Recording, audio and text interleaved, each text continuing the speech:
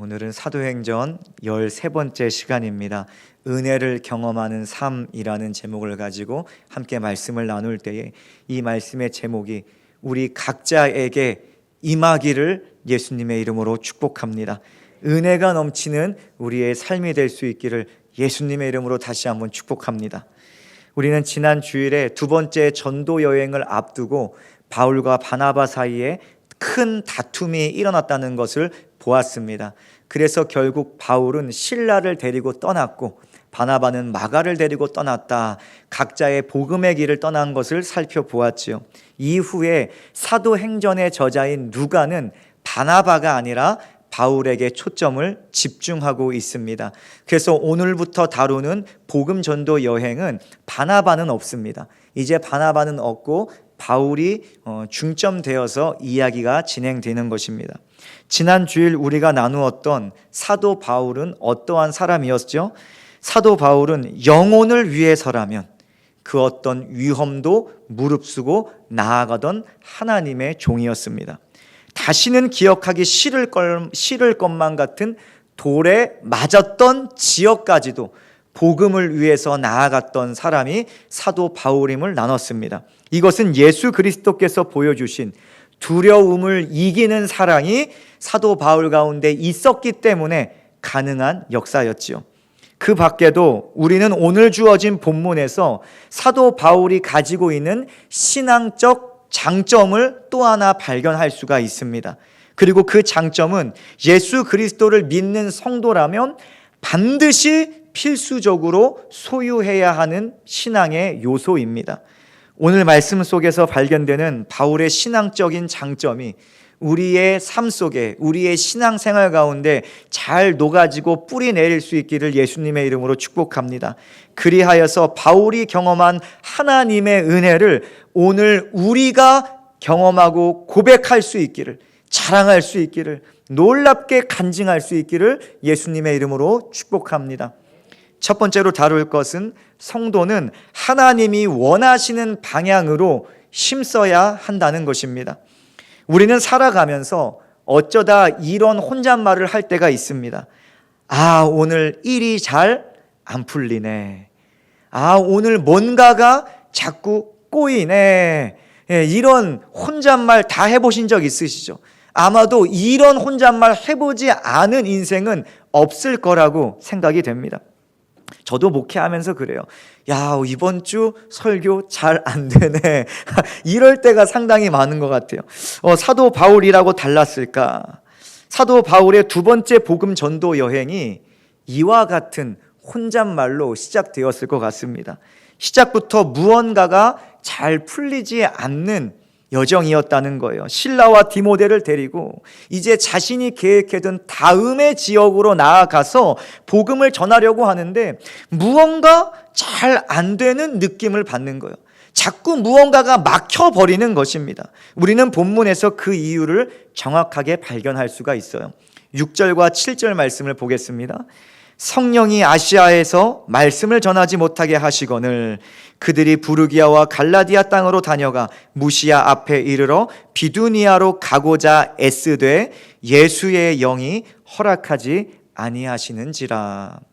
말씀을 보니까 성령이 아시아에서 복음 전함을 허락하지 아니하셨다. 예수의 영이 허락하지 아니하셨다. 그러니 바울의 계획이 잘 풀리지 않는 이유, 오늘 뭔가 이상하게 잘 안 되나라고 혼잣말 했던 이유가 무엇입니까? 하나님께서 바울을 막으셨기 때문입니다. 하나님께서 허락하지 않으셨기 때문이죠. 본래 바울이 생각했던 루트는 부르기아와 갈라디아 지방을 지나서 비두니아라는 지방으로 가는 거였어요. 지도를 보면서 설명을 해드릴게요. 지도를 보시면 첫 번째 안디옥에서 출발해서 지난주 겁니다. 수리아와 길리기아 땅을 지난 저 화살표 보이시죠? 그 화살표대로 가서 결국 이룬 것이 더베와 루스드라에 이르게 됩니다. 그곳이 돌에 맞았던 지역 아니겠습니까? 그랬더니 그 인근이 갈라디아였고 조금 더 가면 이제 요 성경에서 나오는 부르기아라는 지방인 거예요. 그러니까 소아시아 지역의 중앙부입니다. 그곳을 말하는데 그곳을 지나서 부르기아라고 비두니아라고 써 있는 곳은 북쪽 위에 써 있죠. 글씨 보이시죠? 비두니아는 저 북쪽에 있는 지방이었습니다. 큰 땅덩어리였는데 그러니 지는 이 바울은요 우선적으로 지난 복음전도 여행 때 왔던 곳을 지나면서 새롭게 계획했던 북쪽으로 나아가려고 시도했다는 것이죠. 그런데 자신이 세운 계획대로 일이 풀리지 않는 거예요. 이상하게도 자꾸만 일이 꼬여가는 것입니다. 결국 바울은 원래 계획했던 저 비두니아 지방 북쪽으로 올라가지 못하고 오히려 서쪽 끝에 위치한 드로아로 계획에도 없던 지역으로 가게 된 것입니다. 어떤 표면적인 이유인지는 우리는 몰라요. 그런데 비두니아로 향하는 길이 막혀버리니까 가려고 해도 가지 못하니까 결국 길이 열려있던 곳으로 갈 수밖에 없었다는 것입니다. 결국 바울은요 일이 계획대로 풀리지 않아서 하는 수 없이 드로아로 찾아간 거예요. 할 수 없이 길이 열려있던 드로아로 갔는데 밤에 한 환상을 보게 된 것입니다. 9절 말씀을 보니까 바다 건너편에 있는 마게도냐 사람이 자신에게 찾아오는 것입니다. 자기에게 찾아와서 말하기를 마게도냐로 건너와서 우리를 도와주십시오라고 이 꿈 환상 중에 자신에게 말하는 것을 듣게 된 거예요. 이 환상을 보기 전까지 바울은 계속해서 고민했을 것입니다. 아니 대체 왜 비두니아로 향하는 복음의 길이 막혔을까? 대체 내가 무엇을 놓치고 있었을까? 바울은 지금 실라와 디모데와 함께 그 여정을 하고 있죠. 함께 고민했을 거예요. 우리가 대체 지금 무엇을 놓치고 있는가? 왜 우리의 길이 자꾸만 주를 위해 나아가는 길인데 막히게 되었을까? 그런 도중에 이 환상을 보게 되었다는 거예요. 바울은 이 환상에 반응하기 시작합니다. 10절 말씀을 볼게요. 바울이 그 환상을 보았을 때 우리가 곧 마게도냐로 떠나기를 힘쓰니 이는 하나님이 저 사람들에게 복음을 전하라고 우리를 부르신 줄로 인정함이로라. 환상을 본 후 바울은 자신이 계획했던 비두니아란 지역이 하나님이 원하시는 목적지가 아니었다는 것을 깨달았다는 거예요. 오히려 그는요 자신이 복음을 들고 가야 하는 곳이 마게도냐임을 인정했다라고 성경은 말하고 있습니다. 그리고 마게도냐로 떠날 준비를 바로 하기 시작했다는 것이죠. 이 장면에서 우리는 바울이 가진 신앙적인 장점이 무엇인지 발견할 수가 있습니다. 그것은 하나님이 원하시는 방향으로 방향 전환 그리고 태세 전환이 참 빨랐다는 것이죠. 이것이 바울이 가진 신앙적인 장점이었습니다. 제가 말씀을 묵상하면서 두 단어가 눈에 들어와요. 제가 이 말씀을 본문을 가지고 또한 이 위에 올라와서 본문을 펴놓고 기도하면서도 묵상하기도 하고 사무실에 앉아서 묵상하기도 하면서 수없이 묵상하면서 하나님께서 가장 먼저 제 눈에 뜨이게 하신 확 꽂히게 하신 단어가 두 개가 있는데 7절 말씀의 에스대와 10절 말씀의 심쓰니입니다. 이 에스대와 심쓰니는요 두 단어 똑같이 바울이 무언가를 위해서 최선을 다하는 모습을 보여주고 있는 거예요. 그러나 이것이 상황적으로 살펴볼 때 엄청나게 큰 차이가 있습니다. 우선 두 번째 복음전도 여행을 시작할 때 바울은 복음을 위해서 자신이 계획한 방향과 목적지를 향해 애썼습니다. 자신의 계획을 위해서 애썼어요. 최선을 다했다는 것입니다. 그러나 환상을 본 후에는 하나님이 원하시는 방향과 목적지를 향해서 힘쓰기 시작했다는 것입니다. 똑같이 최선을 다하고 힘을 들였는데 한쪽은 나의 계획을 위해서 다른 한쪽은 하나님의 계획을 위해서 힘썼다는 것이죠. 여러분 이 애쓰다에서 심쓰다로 넘어갈 때 나의 계획에서 하나님의 계획으로 넘어갈 때 하나님께서 다시 한번 저에게 눈에 띄게 하신 하나의 단어가 있습니다. 놓치지 말아야 할 것이 10절 말씀에 곧이라는 부사예요. 곧. 내가 세운 계획을 위해 애쓰던 인생이 하나님의 방향을 확인하자 곧 즉시 지체 없이 자신의 계획을 내려놓게 되는 것입니다. 이것이 중요한 거예요. 하나님의 방향을 확인하자 곧 즉시 지체 없이 나의 것을 내려놓고 방향을 전환하여 하나님의 원하시는 목적지에 가기 위해 힘썼다는 것입니다. 이것이 바울이 오늘 우리에게 보여주고 있는 신앙적인 장점이었다는 것이죠. 성도는 사도 바울이 가진 이 신앙적인 장점을 반드시 소유해야 될 줄 믿습니다. 성도는 하나님을 향해서 빠르고 민첩해야 한다는 것입니다. 바울과 같이 하나님께서 원하시는 것이 아니라면 나의 것을 내려놓기에 빨라야 돼요. 나의 계획을 내려놓기에 빨라야 하는 것입니다. 그리고 하나님이 원하시는 방향으로 나의 삶을 전환하기에, 태세를 전환하기에, 방향을 전환하기에 빨라야 한다는 것입니다. 무엇보다 이 방향 전환에 있어서, S대에서 쉼새로 전환하는 이 방향 전환에 있어서 우리에게도 바울에게 있던 곧, 즉시, 지체 없이라는 신앙의 부사가 필요한 거예요. 이 거룩한 부사가 우리에게 필요합니다. 우리는 즉시 전환해야 될 줄 믿습니다. 지체 없이 순종해야 될 줄 믿습니다. 주님, 조금 후에 나아가겠습니다.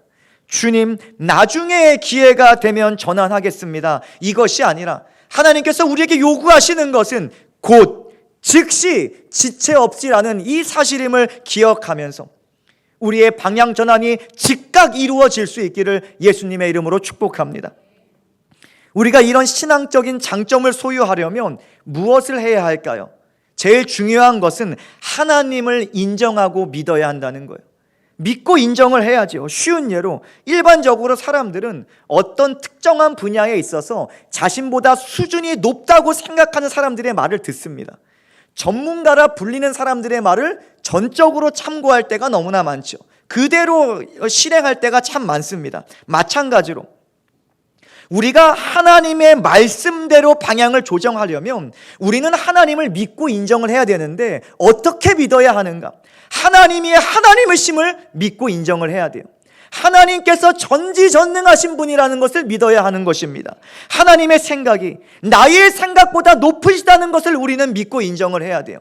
하나님의 길이 우리의 길보다 선한 길이고 좋은 길이고 훌륭하고 최고의 길이라는 것을 우리가 믿고 인정을 해야 한다는 것입니다.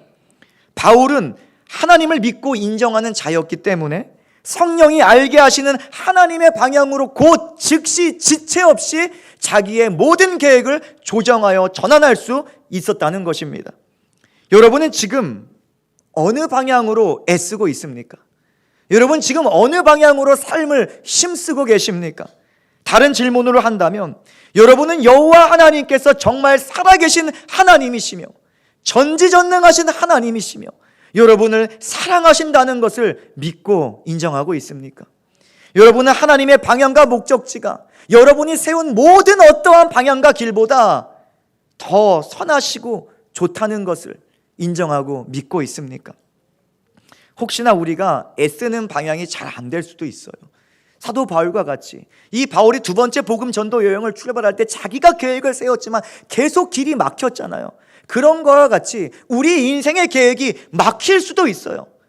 뭔가 왜 이렇게 꼬이지? 뭐가 이렇게 막히는 것 같이 우리가 이렇게 혼잣말 할 때도 있습니다. 그럴 때 우리의 할 일은 될 때까지 애써 보는 게 아니에요. 성도의 할 일은 내가 세운 계획대로 끝까지 밀어붙이는 것이 절대로 아닙니다. 성도의 할 일은 잠시 멈춰서서 우리의 발걸음을 인도하시는 하나님을 찾는 것입니다. 잠시 멈출 줄 알아야 한다는 거죠. 우리가 믿는 살아계신 하나님께 묻고 하나님의 사인을 기다릴 줄 아는 믿음이 우리 가운데 있어야 하는 것입니다. 잠언에서 이렇게 말씀합니다. 너는 마음을 다하여 여호와를 신뢰하고 내 명철을 의지하지 말라. 너는 범사의 그를 인정하라. 그리하면 내 길을 지도하시리라. 범사가 무엇입니까? 매 순간마다 매 선택의 순간마다 매 인생의 순간마다 하나님을 인정하라는 거예요. 하나님께서 옳으시다는 것을 인정하라는 거예요. 하나님께 지배당하라는 것입니다. 그러면 하나님께서 우리 인생의 길을 지도해 주신다는 거예요. 하나님이 내 길을 지도하시리라. 누가 지도하십니까? 하나님께서 해주신다는 거예요. 오늘 본문도 마찬가지예요. 바울이 자기 스스로의 지혜를 가지고 새로운 길로 나아간 게 아니잖아요. 새로운 배를 타고 빌립보를 개척한 것이 아니라 하나님께서 성령을 통해 환상으로 그에게 방향을 보여주셨기 때문에 그가 인정하고 방향을 전환할 수 있었고 나아갈 수 있게 되었다는 것입니다. 하나님이 성령으로 지도해 주셔야 우리는 하나님의 방향과 목적지를 알 수 있는 거예요. 성령께서 알게 하셔야 우리가 정확한 하나님의 방향으로 방향을 잡고 나아갈 수 있게 되는 거예요. 그렇기 때문에 우리는 기도해야 하는 것입니다. 그렇기 때문에 우리는 하나님의 말씀을 붙들고 살아가야 한다는 것입니다. 계속해서 성령이 일하시는 자리를 우리가 놓치지 말고 결단해야 돼요. 이것을 결단하지 못하면 우리는 날마다 나의 육신이 계획한 대로 고군분투하면서 살아갈 수밖에 없는 거예요. 하나님의 방향을 알지 못하고 그저 내 육신이 원하는 방향으로 나아가서 왜 이렇게 안 되지? 그러다가 내가 수고하고 시간만 허비하는 인생이 되어버린다는 것입니다. 우리의 모든 인생의 주권은 하나님께 있습니다. 하나님의 인도하심을 구하려면 우리가 그 하나님이 일하실 수 있는 성령을 구하고 우리가 그 자리, 기도하는 자리, 말씀을 붙드는 자리를 결단해야 될 줄 믿습니다. 오늘 우리가 인생에서 쏟는 모든 힘들, 모든 노력들, 모든 최선들, 그 모든 것들이 하나님께 영원히 기억되는 것이 될 수 있기를 예수님의 이름으로 축복합니다. 하늘 창고에 쌓여가는 여러분들의 힘과 노력과 최선이 되기를 예수님의 이름으로 축복합니다. 여러분, 그래서 기도함으로 영이 깨어 있어서 성령이 우리의 길을 지도하여 알게 하실 때 하나님이 원하시는 방향으로 곧 즉시 지체 없이 조정하여 순종하며 나아갈 수 있는 저와 여러분 될 수 있기를 예수님의 이름으로 축복합니다. 두 번째로 다루려고 하는 것은 성도는 하나님의 방향으로 갈 때 은혜를 경험할 수 있게 된다는 것입니다. 사도 바울은 하나님이 원하시는 목적지로 즉시 방향을 전환해서 방향만 전환한 것이 아니라 실제적으로 나아갔어요. 계획에도 없던 배를 타고 마게도냐로 넘어갔다는 것입니다. 그리고 빌립보에 도착했죠. 보통 안식일이 되면 사도 바울은 유대인들이 있는 그 회당에 가서 예수 그리스도의 복음을 전했는데 빌립보에는 회당이 없었어요. 그래서 어디로 가서 말씀을 전하나 어디로 가서 기도할까 하다가 강가를 찾게 됩니다. 마침 그 강가에 모여있는 여성의 무리가 있었죠. 바울은 그 여성의 무리들에게 복음을 전하기 시작을 했습니다.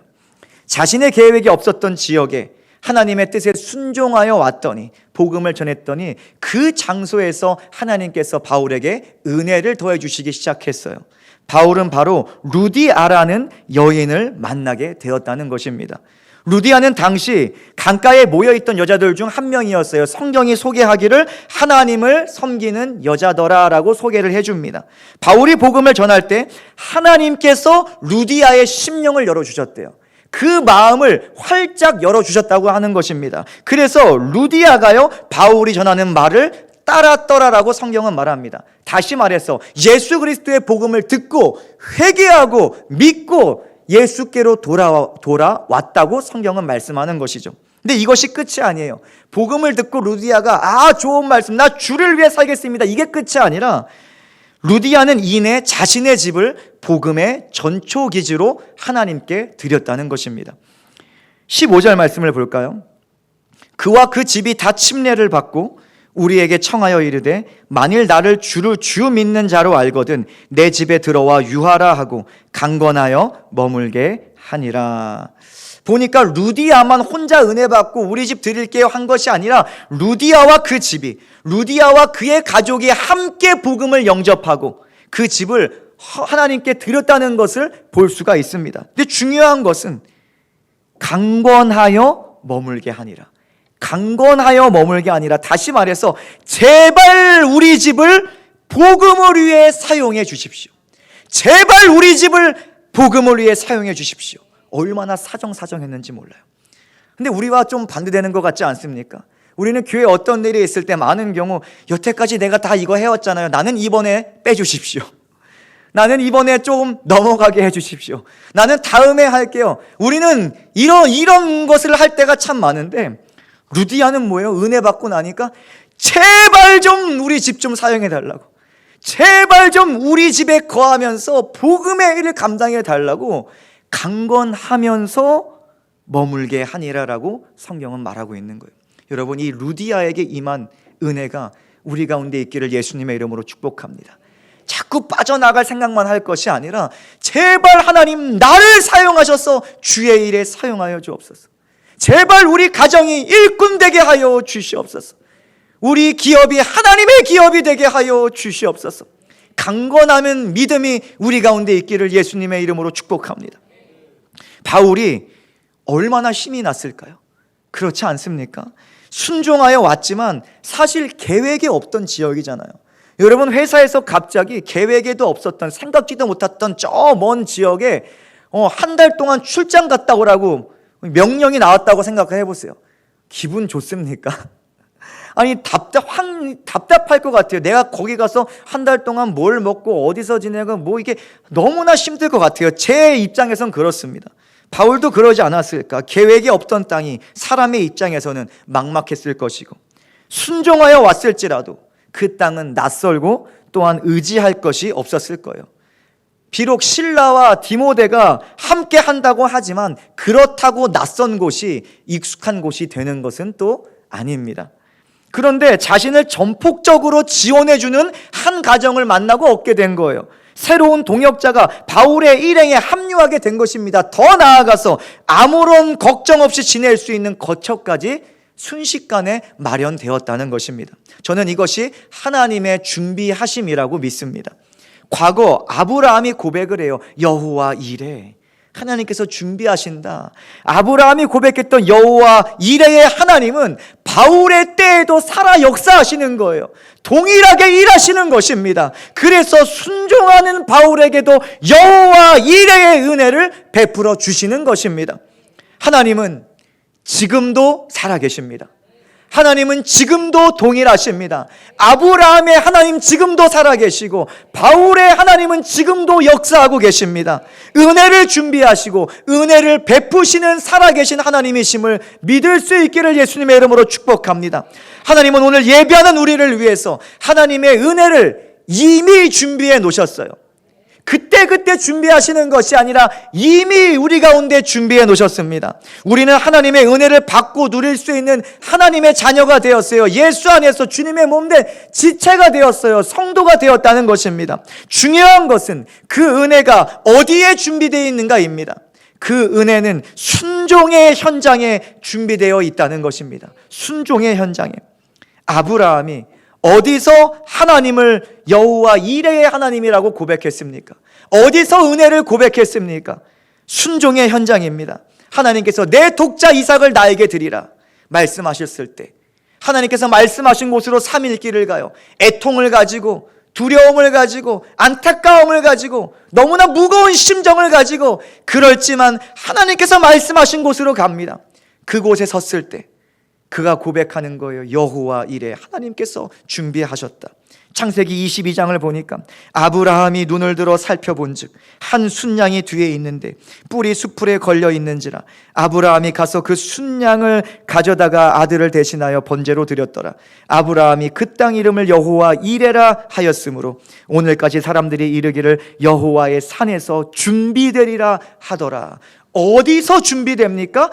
여호와의 산에서 준비되리라. 하나님께서 말씀하신 자리, 하나님이 일하시는 자리, 순종의 자리에 은혜가 준비되어 있다는 거예요. 이삭을 드리기 싫어서 그 100살 때 얻은 아들 내가 어떻게 드립니까? 싫어서 도망한 자리에서 여호와 이레 고백한 것이 아니에요. 내 마음대로 내 계획대로 찾아간 곳에서 여호와 이레를 고백한 것이 아니에요. 하나님을 경외하여 순종으로 나아간 그 장소에서 이미 준비되어 있던 하나님의 은혜를 경험하게 되었다는 것입니다. 만약 바울이 하나님이 주신 환상을 보고도 그저 자신이 계획대로 비두니아의 길을 뚫기 위해서 애썼다면 어떻게 되었을까? 그저 힘만 빠지고 실패했을 거예요. 더 나아가서 하나님이 막으셨다고 성경은 말씀하잖아요. 여호와 이 예수의 영이 허락하지 않으셨다고 막으셨다고 말씀하는데 막으심에도 불구하고 환상을 보았음에도 불구하고 이거 개꿈이야. 이거 아무것도 아니야, 이거 말도 안 되는 꿈이야 라고 말하면서 계속 나의 계획을 고집부렸다면, 그것을 위해 끝까지 고집부리고 우기고 나아갔다면 엄청난 에너지만 소비하고 엄청난 시간만 소비하고 결국에는 두들겨 맞고 돌아오게 되었을 거예요.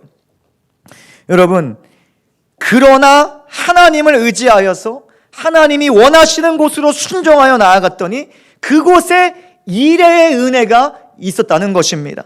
자신의 눈에는 막막하죠, 낯설죠, 황량하죠. 그래서 순종하며 나아갔더니 하나님께서 미리 준비한 자를 만나게 하셨다는 거예요. 하나님께서 환경을 여시더라는 것입니다. 하나님께서 모든 복음의 사역을 감당할 수 있도록 능력을 더하시더라는 거예요. 하나님께서 이루어 가시더라는 거예요. 여러분, 그래서 우리의 할 일은 나의 계획을 위해서 힘쓰는 것이 아니라 하나님께 순종하는 것이고, 하나님의 할 일은 순종한 자를 위해서 이루어 가시는 것. 우리는 순종하고 하나님은 이루시고, 이것이 우리 교회 가운데, 가정 가운데, 여러분의 직장 가운데, 일터 가운데 이루어질 수 있기를 예수님의 이름으로 축복합니다. 오늘 우리는 하나님의 은혜를 누리길 원해요. 여러분, 하나님의 은혜 정말 누리길 원하십니까? 정말 그 은혜가, 하나님의 은혜가 나를 향한 은혜가 되길 원하십니까? 여러분, 물론 지금 예배하는 우리 모두는 이미 영적인 은혜를 받아서 누리고 있는 자들이에요. 이미 과거에 받았습니다. 현재 누리고 있습니다. 미래의 그 은혜가 우리 가운데 준비되어 있어요.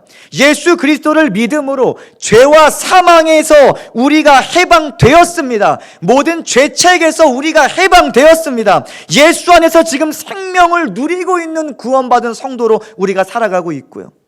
결국 영원한 하나님 나라를 누리게 될 하나님의 자녀로서 살아가고 있습니다.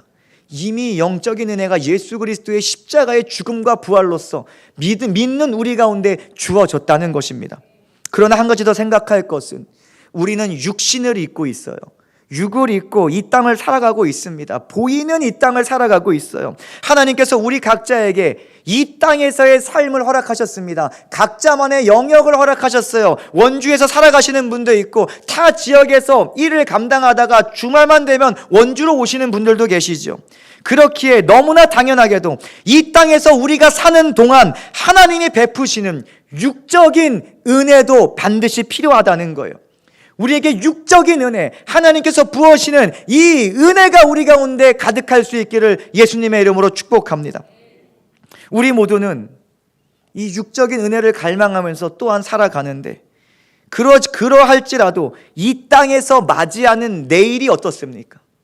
이 땅에서 맞이하는 내일을 한번 상상해 보세요. 내일은 우리에게 낯선 날입니다. 한 분도 이곳에서 내일을 먼저 겪어본 적이 아무도 없어요. 아무도 가보지 못한 시간이기 때문에 때로는 내일이 낯설게 느껴지기도 하고, 어떤 사람에게는, 어떤 인생에게는 내일이 막막하기도 합니다. 차라리 오늘이 끝났으면 좋겠다라고 생각하는 사람도 있고, 여러 인생들이 있죠. 아무도 가보지 않았기 때문에. 이 땅에서의 내일을 우리가 하나님이 원하시는 곳에서 맞이할 때 우리에게 하나님의 은혜가 있을 수가 있는 것입니다. 여러분, 그런데 오해하지 말 것은 물리적 장소의 개념을 말하는 것이 아니에요. 어떠한 공간을 말씀드리는 게 아니에요. 내일을 교회에서 맞이하라고 말씀드리는 게 아니에요. 예배당에서 내일을 맞이하라, 이것이 아닙니다. 여러분, 교회로서 맞이하라는 거예요. 여러분의 삶이 예배당이 아니라 여러분 자체가, 우리가 교회입니다.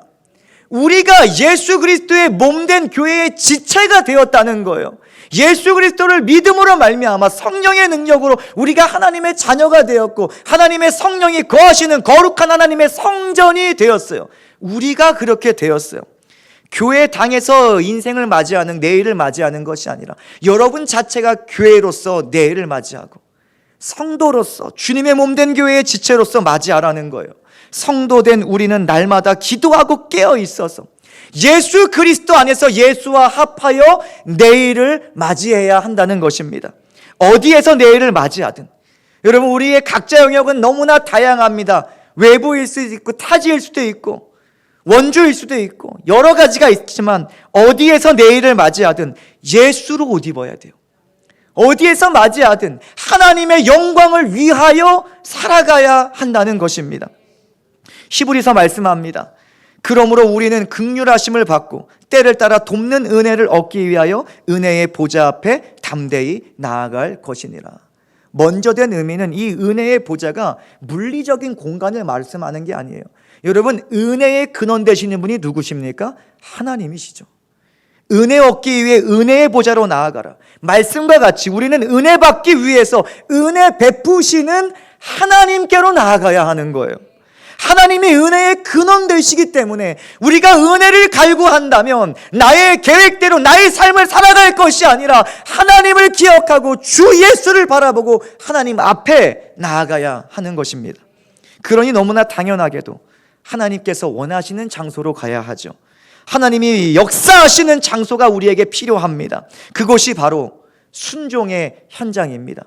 순종의 현장. 가장 먼저는 예수 안에 거하고 예수와 함께하는 현장인 거예요. 그 공간이, 그 지역이 어디가 될지 있을지는 우리가 알지 못하고 너무나 다양하지만 여러분이 어디에 서 있든 예수와 함께 서 있어야 돼요. 여러분이 어디서 어떠한 일을 감당하던 여러분을 주장하시는 분이 예수 그리스도가 되어셔야 합니다. 여러분의 주인이 예수께서 되어야 하신다는 거예요. 이번 한 주도 하나님의 방향으로 행하고 하나님이 원하시는 목적지에 서 있을 수 있기를 예수님의 이름으로 축복합니다. 나를 부인하는 자리에 서 있기를 축복합니다. 나의 십자가를 지는 자리에 서 있기를 축복합니다. 그 중에 가장 중요한 자리가 기도의 자리예요. 그 중에 가장 중요한 자리가 예배의 자리고 또한 말씀을 묵상하는 자리입니다. 예수와 함께 동행하면서 하나님이 베푸시는 영육 간의 은혜가 넘치는 우리의 복된 인생 되기를 예수님의 이름으로 축원합니다. 말씀을 정리합니다. 교회에서 가장 많이 듣는 단어 중 하나가 은혜입니다. 은혜. 우리는 날마다 교회에서 은혜라는 찬양도 부르고 은혜 은혜 외칠 때가 얼마나 많습니까? 오늘도 우리는 말씀을 통해서 은혜를 외쳤고 그 은혜를 받고 누리는 삶에 대해서 함께 나눴습니다. 바로 하나님이 원하시는 방향으로 즉시 조정하는 하나님께 빠른 인생, 은혜 받는 인생인 것이죠. 성도는 순종의 현장에서 하나님께서 미리 준비하신, 지금 이미 준비되어 있는 그 은혜를 누릴 수가 있는 것입니다. 그런데 이 현장에 나아가려면 반드시 필요한 것이 하나 있어요. 그것이 성령입니다. 성령이 없이는, 성령의 능력이 없이는 그 누구도 순종의 현장에 설 수가 없는 거예요. 내일을 예수 안에서 맞이할 수 없어요. 성령이 아니하고는 누구든지 예수를 주라 시인할 수 없기 때문에 여러분, 우리에게 반드시 성령의 충만한 기름 부음이 날마다 흘러야 한다는 것입니다. 바울은 성령에 매인 사람이었습니다. 성령이 충만한 사람이었어요. 그러므로 성령에 매여 성령을 따라 행함으로 순종의 현장에 설 수 있게 된 것이고, 순종의 현장으로 살아가니까 결국 때를 따라 돕는 은혜를, 여호와 이레의 은혜를 경험할 수 있게 되었다는 것입니다. 이번 한 주 성령의 매인 성도로 살아갈 수 있기를 축복합니다. 그리하여서 순종의 현장에서, 예수와 함께 서 있는 현장에서 때를 따라 돕는 놀라운 하나님의 은혜가 우리 인생 가운데 가득하기를 예수님의 이름으로 축원합니다. 성령 충만하여 예수로 옷 입고 살아가는 모든 삶의 현장에서 하나님의 충만한 은혜를 때마다 누리는, 시마다 누리는, 모든 순간마다 누리는 교회와 성도 될 수 있기를 예수님의 이름으로 축원합니다. 아멘.